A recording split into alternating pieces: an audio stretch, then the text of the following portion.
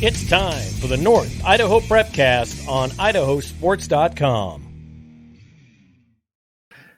That's right. Welcome in another edition of the North Idaho Prepcast on IdahoSports.com, where we break down the biggest stories in Districts 1 and 2, week in, week out in North Idaho. My name is Brandon Baney, and I am joined by public enemy number one in Eagle, Ryan Scaggs. What's up, Scaggs? I love it. Embrace it. Embrace it. What's going on?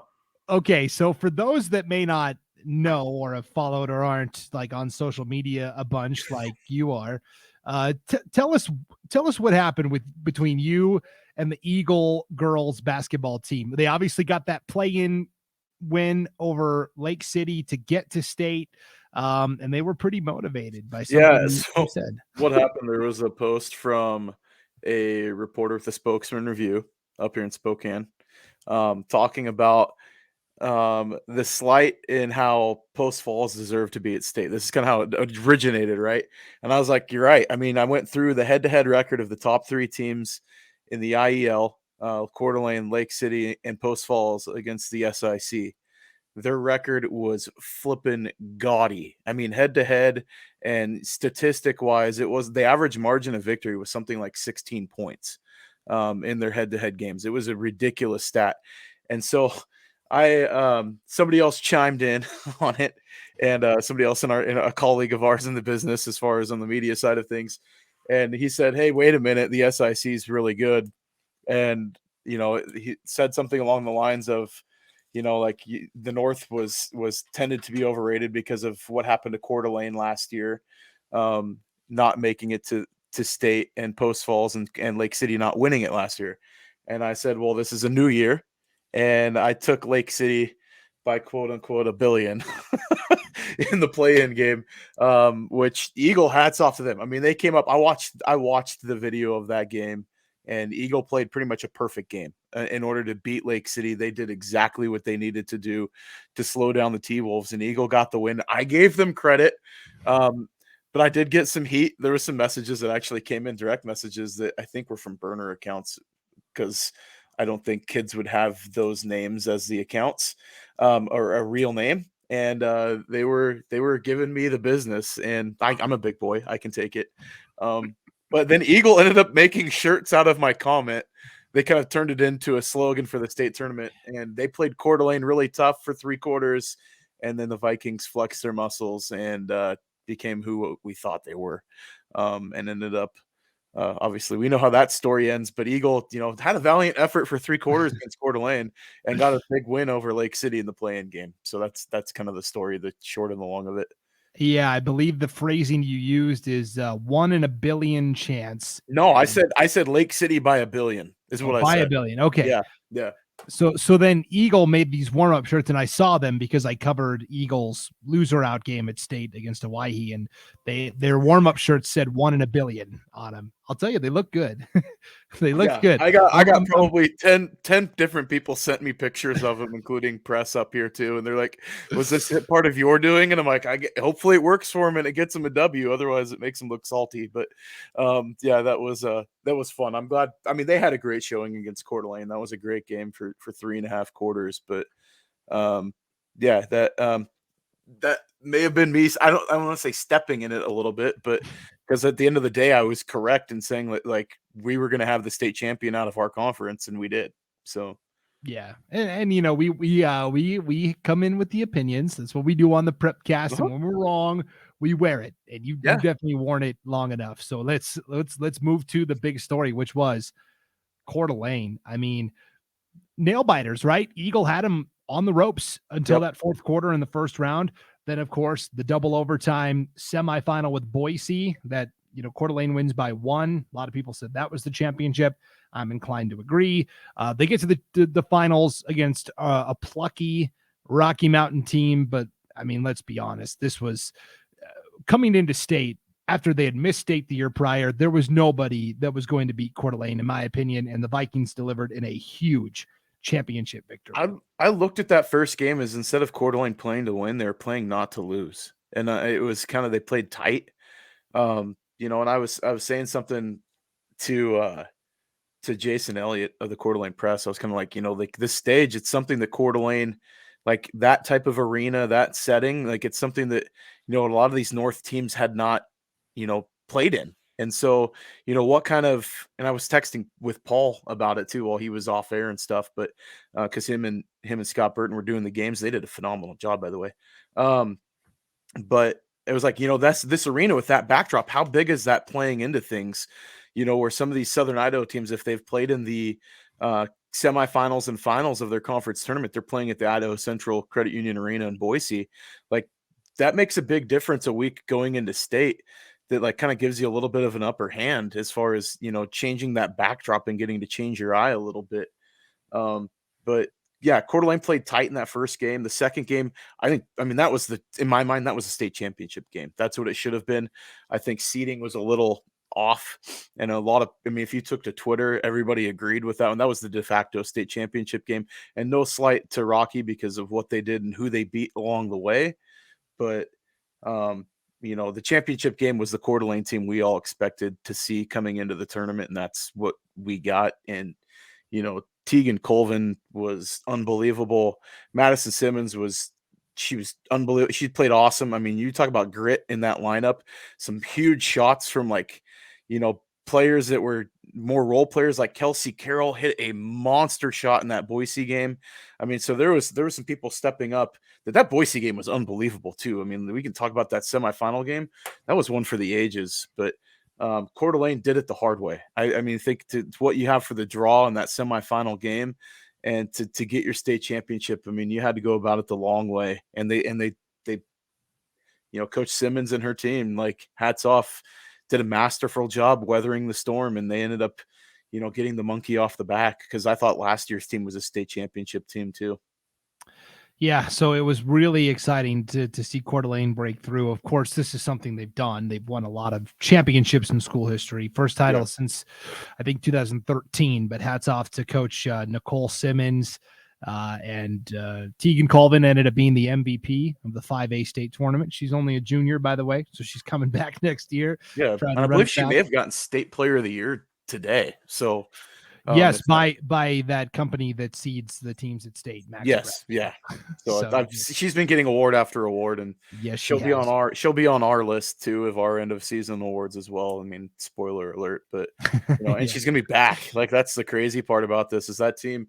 There's a nucleus of that team coming back for next year that they can run it back again. I mean, and Boise will have something to say about it, and there's a lot of youth on some of those teams that were down south, but Coeur d'Alene could do it again. For sure, they could repeat, and I know it's really early to talk about that, but man, that was an awesome run. Yeah, really fun to watch those ladies compete, and it was kind of an anticlimactic finish to Saturday night's championship, marathon in the Idaho Center, but a good win nonetheless. Let's talk about the other state champion that came from the north. It was the Sandpoint Bulldogs at the 4A level. Man, that was awesome. I just had to say it too, like it was cool to see Coach Love get to the title game, and I kind of mentioned it on Twitter, like before the game even happened, like he's finally going to get the credit that he deserves. I mean, he's such a great mind, but a great person. And his kids just love him to death. And you can just see how hard they play for him. And it was like a matter of time. It's like, he's finally climbed the mountain with that team, and to get to the mountaintop and to get that state championship and bring that banner back home to Sandpoint. I mean, that was awesome to see. And I mean, you talk about a run. You kind of called them as the dark horse too. In the tournament, it was like somebody that was kind of a sleeping giant lurking there in the seeding that may not have been where they probably deserved to be, but they took care of business. I mean, round one, just coming out guns blazing against CJ Lotta, who I know you called the games, but in my mind might be one of the top 3 players in the state of Idaho. And I mean, just took her team to the rope. I mean, they put them on the ropes early. I mean, that Sandpoint came out flexed hard, and playing a really good Shelley team in that championship game and doing what they did. I mean, there's some guts in that lineup too. I mean, you talk about players that have, knee braces that are playing basically with duct tape and, spaghetti noodles for their left knee, and being able to win a state championship on basically 1.5 leg is crazy. And, that Sandpoint team, hats off, because they had a whale of a season, and what a phenomenal finish for them. Yeah, Sandpoint plays at 1 speed, and that's turbo. They do everything 100 miles an hour. They built up that Minico game, especially the first round. They built up a 17-point lead in the third quarter. Minico had the ball down 3 with 7.2 seconds to play. Yep. And what won the game for Sandpoint in that first round? Their defense, which was the best defense of any team at state. Aaliyah Strock knocked the ball loose. She was a one-woman wrecking crew out front all tournament long. And then in the championship, Ryan, she gets into foul trouble. She gets into early foul trouble. She picks up her 4th foul like 30 seconds into the second half. And you're thinking, oh boy, this is kind of the main piston at the front of the engine here for Sandpoint. And it never really affected the Bulldogs. Carly Banks, man, you talk about a finals performance. Holy cow. Like, yes. And she and both her and Kelsey Cessna hit some big shots. And then even Demi Driggs hit a couple of big threes. Shelly was packing it in. They basically said, Sandpoint, go ahead and let it fly from 3. You're not going to beat us inside, except that Carly Banks still managed to double-double, even with Shelly packing it inside. So it didn't even really work for Shelly.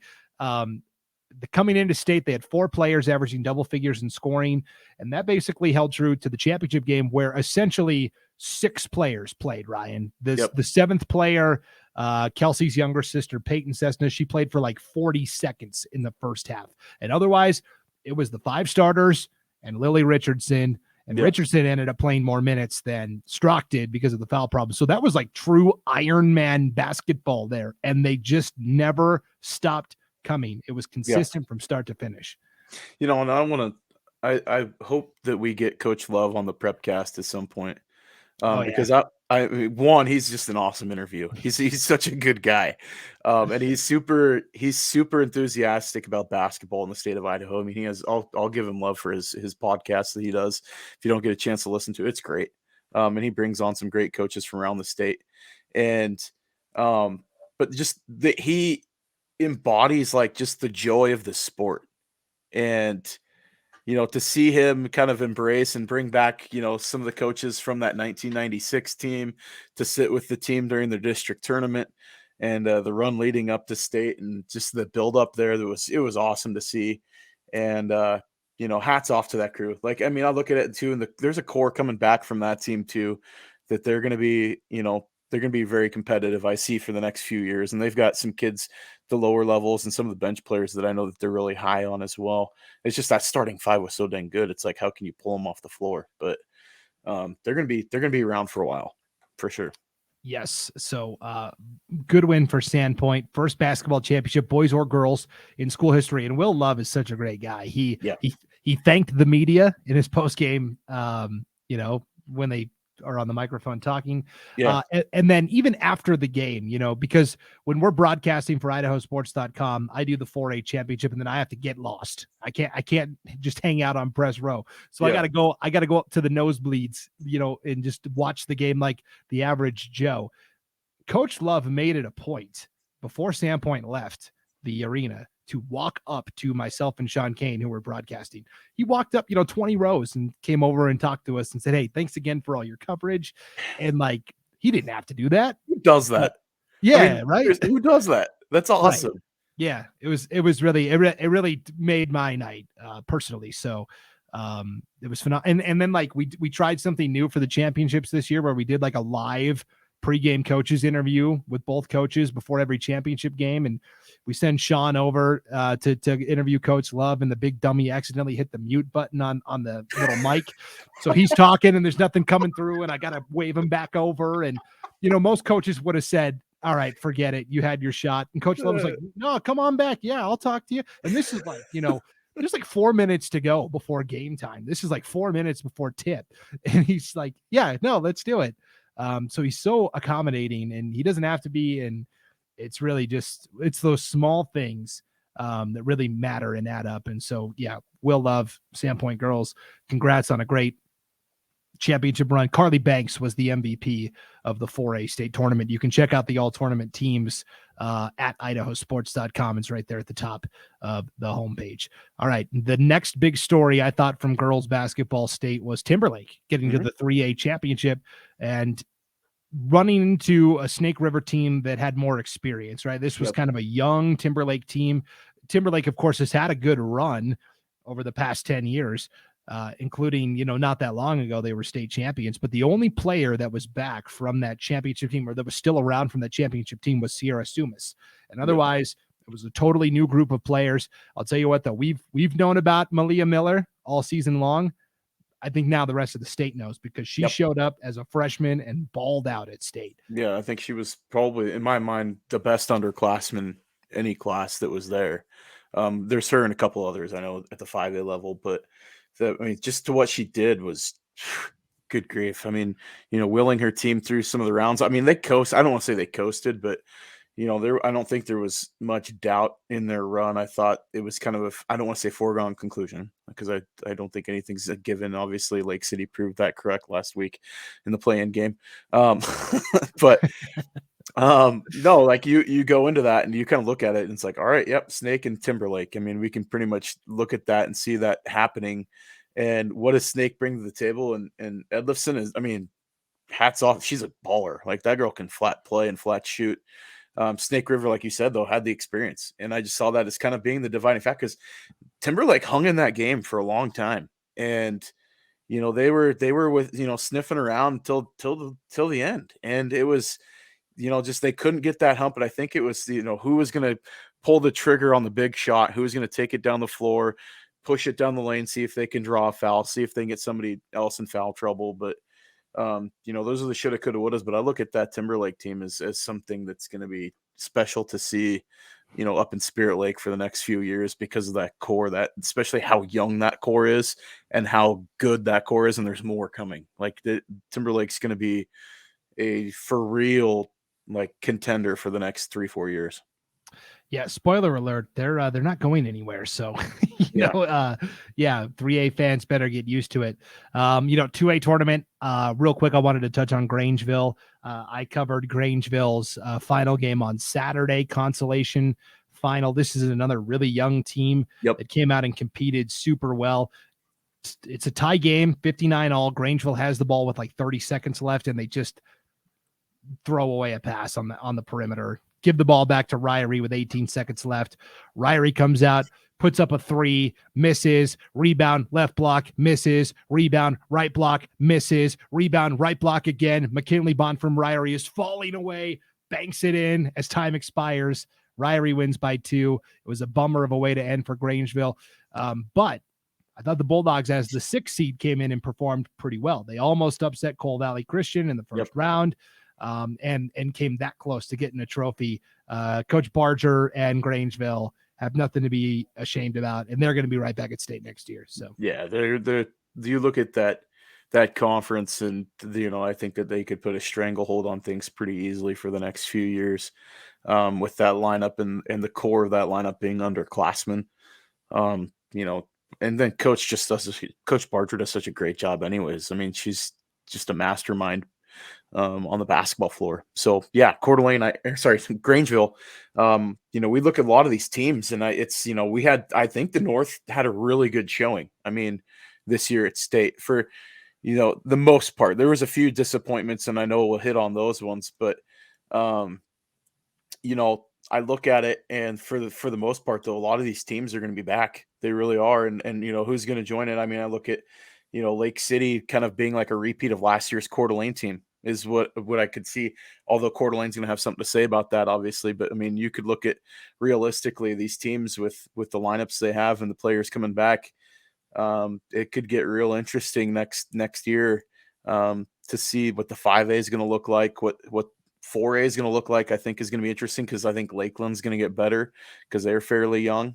So it'll be interesting to watch how things kind of change up in the next season, and then in this off season to see what happens too. Obviously, with movement and moving and all that stuff, we always find a couple kids that come in that manage to be gems. I mean, they look at, Coach Simmons will vouch for that one. So it'll be interesting to see. But yeah, Timberlake, Grangeville, they're going to be teams to watch, I think, for the next few years. Definitely. And then you talked about, there are some teams that didn't achieve what they wanted to. I think, at the 1A level, especially, we talk about at the 1A D1, you know, and this is a good reminder for us in the media as well, right? Nothing is guaranteed, even though on paper it looks like, you know, a team is going to come in and roll everybody. You still have throw to that away. Is that what you're saying? Yeah, you know, ditch the Sharpie. That's going to be our podcast title, I think. Ditch the Sharpie. Well, yeah, and it's you look at that, and it's like most teams would be thrilled to finish in the top 4 state. But those two programs that played in that 3-4 game, I think there's some severe disappointment where they finished because I think the expectations going into the season were so high. And that's not to slight, you know, Raft River and Oakley for their accomplishments and what they did, because they took care of business and did what they needed to do on the floor. But you know, you look at Lapway, it's like, good grief. I mean, they shot 8% from the floor in their semifinal game. You're not going to win games shooting 8% from the floor.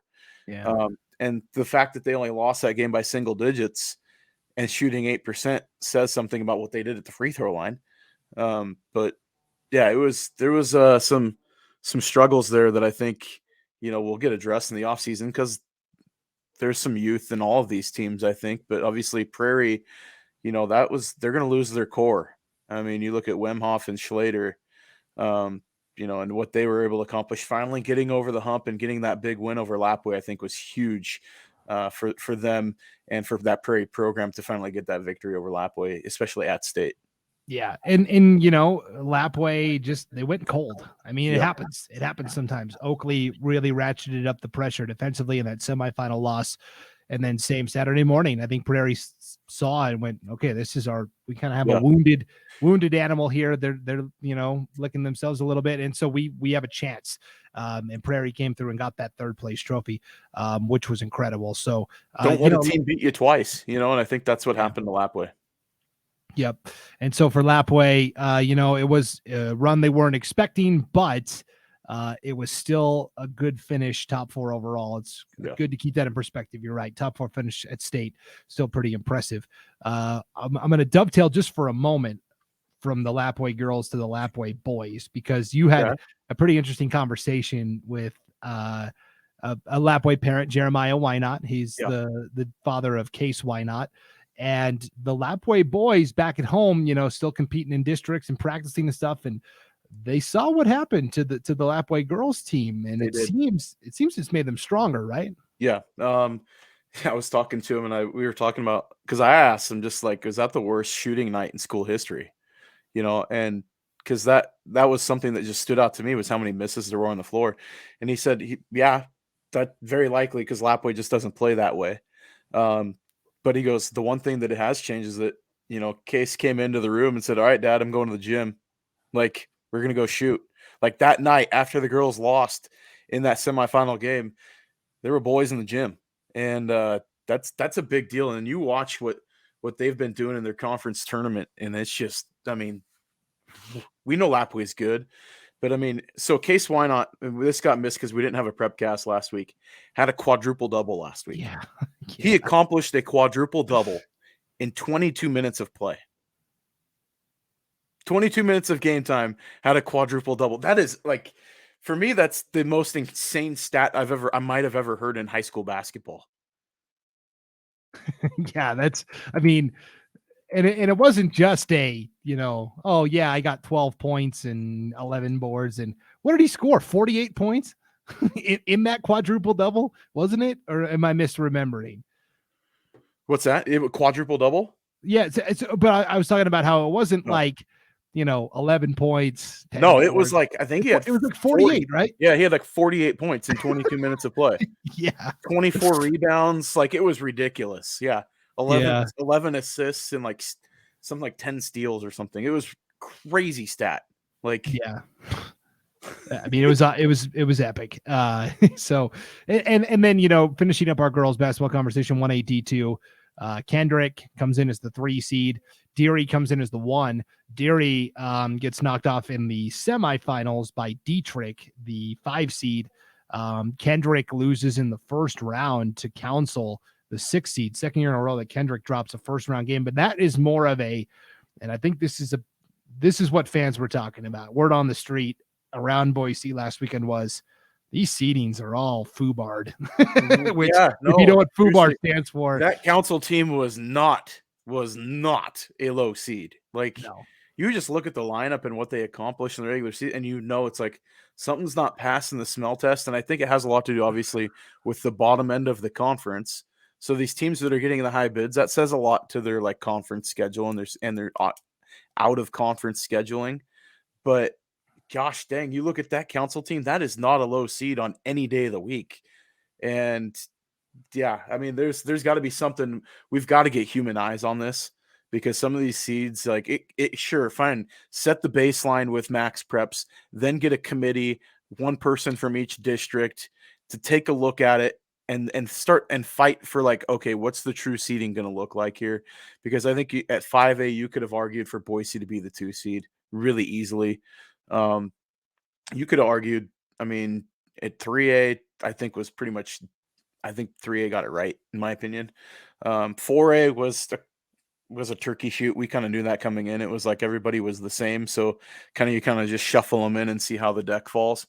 But yeah, you look at some of these lower classifications, like especially 1A D2, there's much to be said about seeding issues. And I think that maybe moving forward next year, we look at adding a human element to this, to where you get a committee that can get eyes on the tournament and make sure that the competitive balance is there for the state tournament.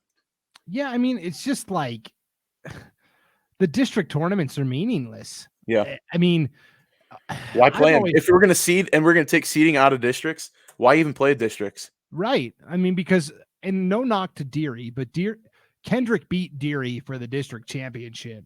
Yeah. And Deary gets the 1 seed and Kendrick gets the 3 seed.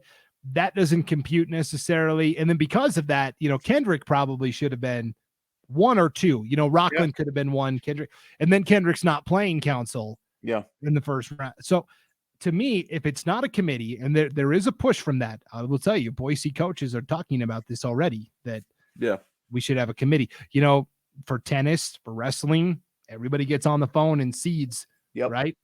So it's not that far of a step. If we can't get that, can we at least go to what 4A football did for the first year of the Max Preps rankings, where, okay, your 5 district winners automatically get the top 5 seeds. Yeah. And from there, we'll seed them based on their Max Preps ranking. And then your at-large teams, or your teams that got second bids, automatically are 6, 7, and 8. But and that see, way, if we did that at 5A, though, it would have been almost the same.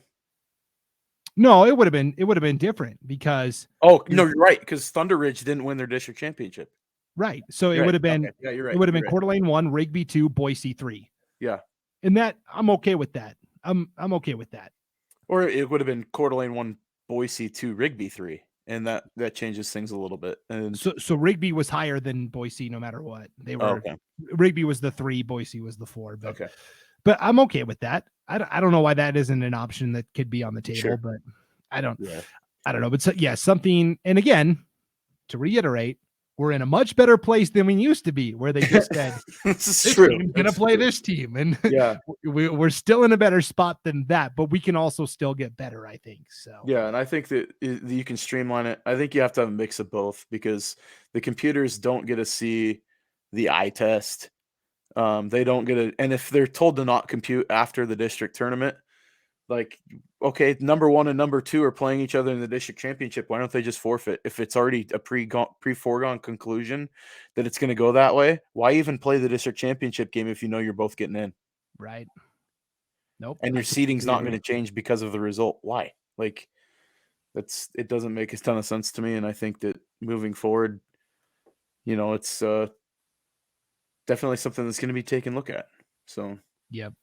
So that is the wrap on girls basketball. Of course, we will have a couple of girls basketball news and notes still here over the next month and a half. But for the most part, we're closing the book on that.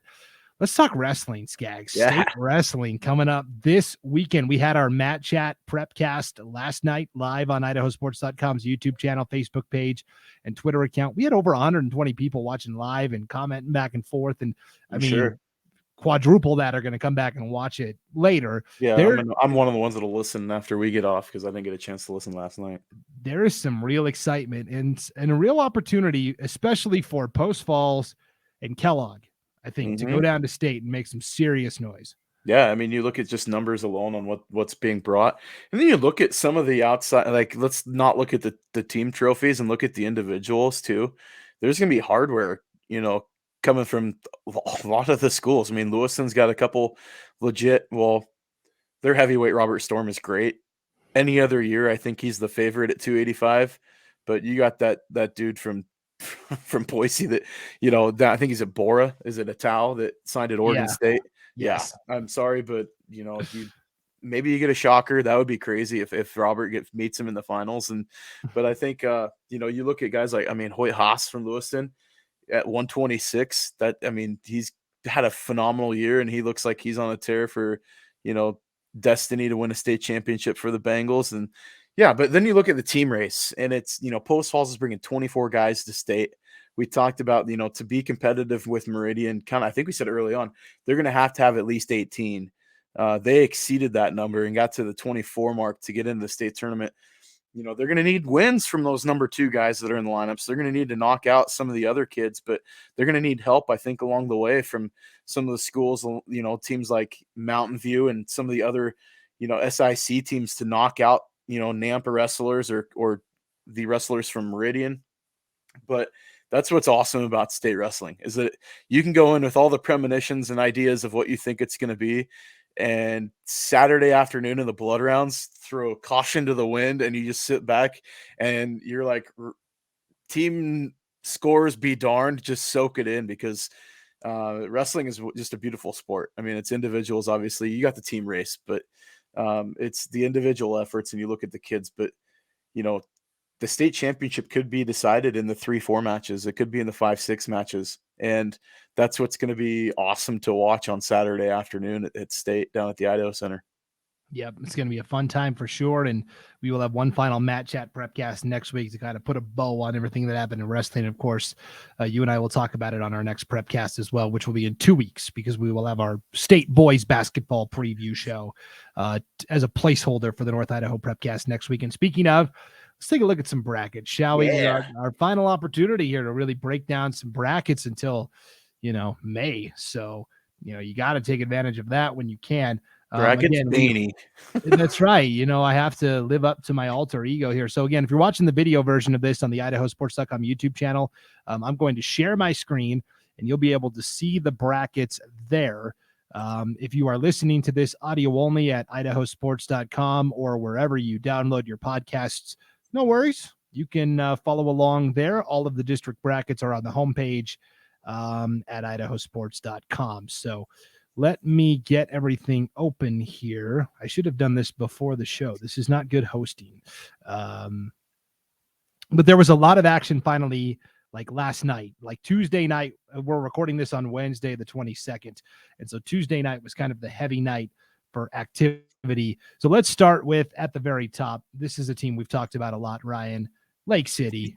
They defeat Coeur d'Alene in the District 1-2-5A championship last night, 85-51. Lake City still undefeated heading into state. Now you've got a pretty interesting battle here, I think, between Coeur d'Alene and Lewiston Thursday night for that second spot and the chance to get to state via a play-in game. Lewiston barely got past Post Falls last night, 44-42. Yeah, and the last meeting between Lewiston and Coeur d'Alene went to double OT. So, I mean, you look at there's no easy nights, battling for this second bid, or I should say the half bid between Lewiston and Coeur d'Alene. Coeur d'Alene owns the regular season series against the Bengals, but, we've seen it happen in the past. Never doubt that the 3 seed coming off of a win, in a loser out game against Post Falls. That was a great game in Post Falls.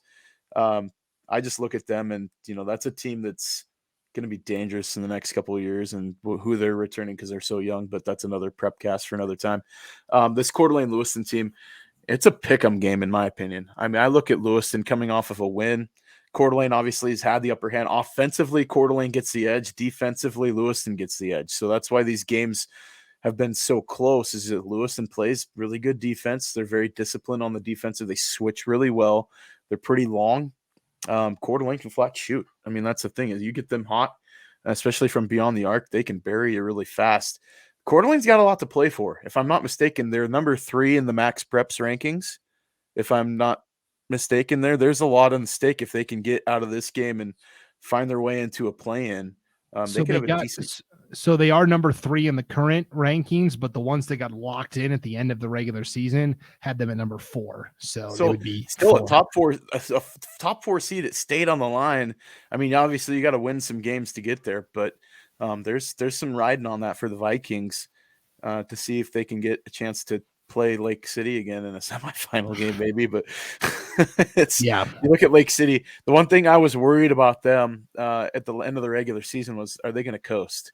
And they've kept their foot on the gas, and Coach Winger has that team driven. I look at them last year, their disappointment in that first round loss to Centennial may have been the best thing to ever happen for them for this year, because it left, I think, a bad taste in their mouth and a hunger of like, that's not who we are. This is the team. They opened the year with some huge wins over some teams that, they got to win over Curtis and Washington.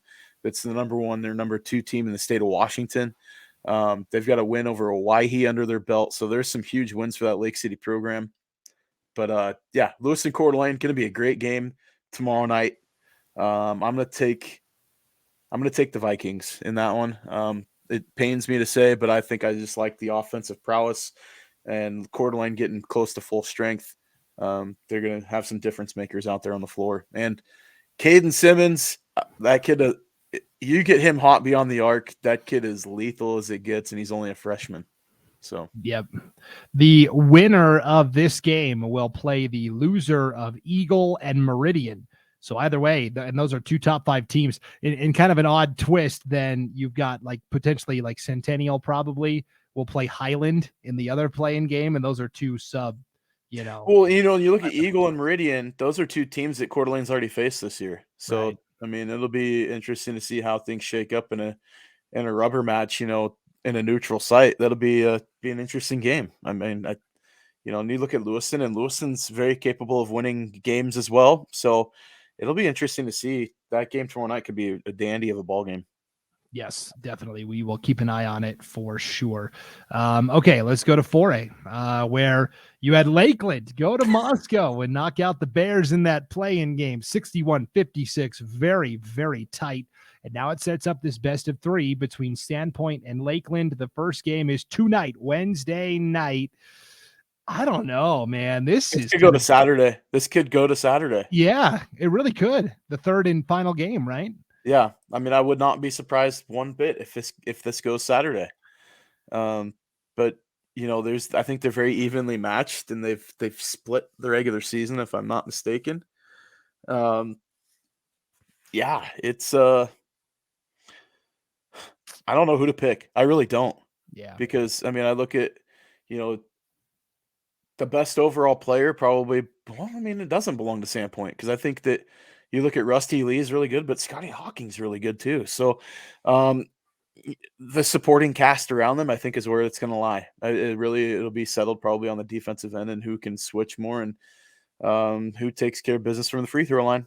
I think, games will be won there. We saw it at State, did we not? Yeah, we sure did. In a couple of instances. So yeah, that series starts Wednesday night. Tonight. Tonight. We've got our best of 3 series on the other side. 3A, Bonners Ferry, Timberlake. And by the way, whoever wins that 4A, Sandpoint or Lakeland, probably going to be the 8 seed at State. Yeah. All right, Bonners Ferry and Timberlake. Bonners Ferry wins the first matchup 74-57. That sets up, if Bonners wins Thursday night, they win the district, and Bonners Ferry would be the number 1 overall seed at State. What a big year for boys sports at Bonners Ferry. Yeah. How about that? I mean, the Badgers, just this class, I know that, a couple classes, the senior and junior class are pretty loaded. And I like Bonners Ferry a lot. I really do. They took care of business on Tuesday night last night, and Asher Williams is one of the unsung best players in North Idaho. I think he gets overlooked because of there's a towering mountain, overshadowing of a program, 60 miles to the south, at Lake City. But this Bonners Ferry team, man, is just they're gritty. They play so hard.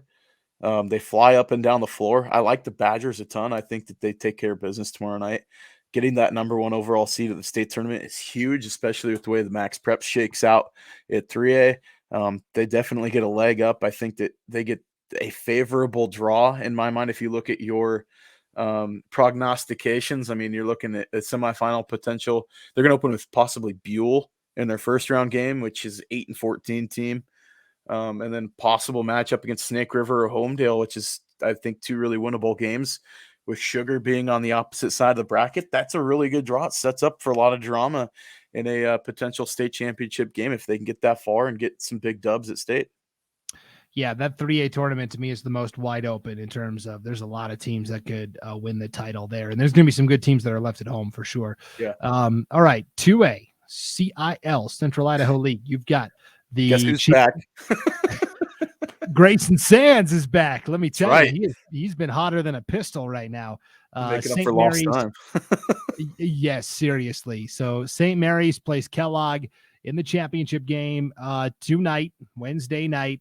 Winner automatically advances to state. Loser will have to play the winner of Orofino and Priest River. And that Priest River Orofino game, I think, could be sneaky good as well. The second place team from this district will have to play New Plymouth, the Grims, the Pilgrims. They always seem to find a way to state. New Plymouth does. So whoever it is going to have a toss-up game, essentially, I think, in that play-in game. So. Well, and that's a pretty competitive conference down there too. Yeah. Through the District 3 between Coal Valley Christian and Melba. I mean, good grief, that's 2 really big juggernauts, I think, in that one. But St. Mary's is flexing late. I mean, they've looked really good down the stretch since Grayson Sands came back, including a big win against Kellogg to round out the regular season. So tonight be a nice matchup. I think that's going to be a great game between those 2 teams. And you obviously got, the Lunas that for Kellogg that can play really well and pour it in as well. So there's going to have to be, defense is going to be at a premium, I think, in this ball game tonight. And oh man, I don't know if I want to pick a winner, but at home, I'm going to go St. Mary's. Okay. I kind of lean that way too. They did beat Kellogg in the regular season finale by a substantial margin. Technically, St. Mary's and Kellogg tied for first in the regular season standings. St. Mary's got the 1 seed because their margin of victory was larger in their win over Kellogg. So, all right, 1As. Let's go to the White Pine League, where no surprise, it's Lapway, it's Kamei, the top 2 teams. I will say, though, Kamei had their hands full with Potlatch in that first semifinal, 32-27. Lapway has had no problems with anybody, and they sure did. Probably won't in the championship. And so, what do you think about that, Kamei and Potlatch? Could the Loggers come back through the backside and get Kamei again? They got to get through Troy too. So I mean, we talked about that I think earlier in the year that like they've got that 3-4 matchup is going to be interesting to see who's going to, because I think both those teams can push Kamei. I really do, and I do like Kamei's height a little bit. I think that they can play and post up a little bit better than the remaining competition outside of Lapway. So I think defensively they're going to pose a little bit more threat as far as protecting the rim. But I look at Lapway. They're so driven. They take it one game at a time, and they really do it. They're not overlooking anybody. And you look at these scores where it's like 75-29, 103-36. And they're playing their bench a lot. Like, that's just how deep this team is and how athletic Lapway is. It's not like they're coasting in games and they're, letting teams come back. I mean, they're putting up, 40-point quarters consistently. That's just it's going to be an interesting one, though. I think if Potlatch can push through Troy tonight, I think a rematch against Kamei gets really interesting on Thursday. I think that game tomorrow could be really, really interesting if Potlatch gets the win tonight. And along those same lines, Prairie had Troy on the ropes last night, and Prairie nearly pulled the upset. Troy kind of rallied late to get the win there. So that is what's going on in the White Pine League. We also have, of course, the scenic Idaho Conference up north. G Prep, Genesis Prep beat Wallace last night, 75-45, sets up the championship Thursday night. Genesis Prep against the Lakeside. I'm still leaning Lakeside here. Yep, I'm leaning Lakeside big here. I think that, they're one of the top 3 teams that I think they're, a 1A D1 seeding is going to get possibly the night snake bit. So they could end up as a 4 seed at state, which would be disappointing because they'd have to play Lapway in the semifinals if all things go to chalk. But this Lakeside team's really good. They're really well coached. Coach Two Teeth does such a good job with his guys, getting them prepared, especially in big game scenarios. So I'm going to lean Lakeside here. They're going to get the district championship tomorrow night and find their way on one of the top seed lines at state. So, yep, I agree with that there. They would be, I think, the 3 seed at state if they got there. And then the 1A. Hold on, though. Here's a wrinkle, right? What if Potlatch pulls the impossible, beats Kamei doesn't go to state. Lakeside ends up jumping seed lines, so they fall to the 3 line because Kamei doesn't make it. Potlatch ends up in the tournament as what would they be, the 7 or 8 seed? Like things get really interesting really quick there. So you can't count the loggers out. I'm just playing hypotheticals, but that could be a big switch if Kamei. They got a lot at stake. They really do. There is a lot that's got to be decided still. I think Grace probably still makes it. They'd be the 2 seed. That would bump Lakeside up to 3. You've got now a pretty interesting scenario where Valley was the 6th best team in Max Prep's rating this year, but they were also the 6th seed in their district. Yeah, but they're alive still. And in fact, it's Valley playing Castleford for the right to go to state Thursday night. And I know Lapway fans have been talking about Valley as a team to keep an eye on this year. Yeah. So I mean, there's a lot to be determined still in this 1A D1 bracket. No Sharpies needed here. No. And it's going to be really fascinating to see how that all plays out for sure. Sorry to throw the wrinkle in things, but I got my mind thinking real quick. If like not so fast if Kamei doesn't close out, that'd be a big deal. I think that'd be the storyline going into state. Yeah, sure. It's a real butterfly effect. If a butterfly flaps its wings and sends us off on a totally different timeline. And anyways, 1A D2 White Pine League, Kendrick defeats St. John Bosco 69-55 in the semis last night. How about Timberline? Timberline nipping Deary 49-47. So now you got the Spartans up against Kendrick in the district championship game Friday night in Lapway. Yeah, that's a big deal. I mean, I think Kendrick. Yeah, Kendrick wins in my opinion. I think that they take care of business on Friday. That's a really good team. They can flat shoot, they score, they defend. I mean, they manage to somehow play football on the basketball floor. They're physical too. That's the thing. Like their coach, Coach Selflow does a great job with his crew. And I know that they're primed and they're taking it one game at a time. And they got, I think some of their losses that came along the way, especially the teams like St. Mary's, I think helped them.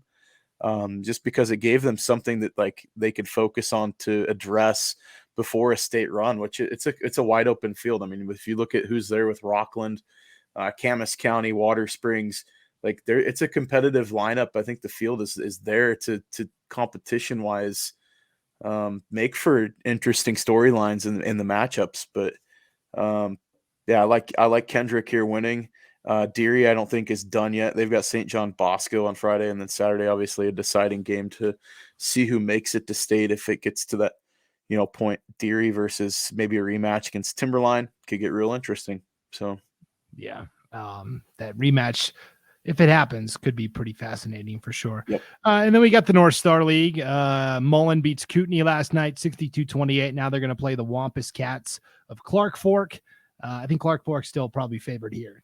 Yeah, I think so. But I think, athlete on athlete, it's a closer game than folks would probably sneeze at. You look at the 1 seed, you tend to just pick chalk here, but I think we're going to be in store for a competitive game tomorrow night for sure between Clark Fork and Mullen. And wouldn't surprise me one bit if the 2 seed gets the state bid. I don't know. It's just kind of one of those pick 'em games that be interesting to see who shows up, and Clark Fork getting the extra couple nights off to prepare for this one and how things roll for them if they can clamp down. And punch their ticket to the state tournament would be a big win for the Wampus Cats. Yeah, that would be huge for them for sure. So we'll keep an eye on all of that. And that's the story with boys basketball. This time next week, we will know all of the state tournament brackets, and we'll be breaking it all down for you on our live state tournament preview show. So, all right, Scaggs, stay warm. Yeah, it's kind of gross out right now. So I think schools up north in Bonner County were all canceled today, and so yeah, the weather is not being too kind to us right now. We had the snow squall warning last night, whatever that is. That's the first time I've ever seen one, but yeah, it was 40-mile-an-hour winds with a snowstorm. It was awesome, and freezing rain too. So yeah, we're staying warm today. We got like a -3 wind chill. That's all. So no big deal. Yeah, jeez, just Louise. Another day in North Idaho. Yeah, no doubt. So, all right. Well, for Ryan Scaggs, I'm Brandon Baney. Thanks for tuning in, everybody, to the North Idaho Prepcast, and we will see you next time on IdahoSports.com.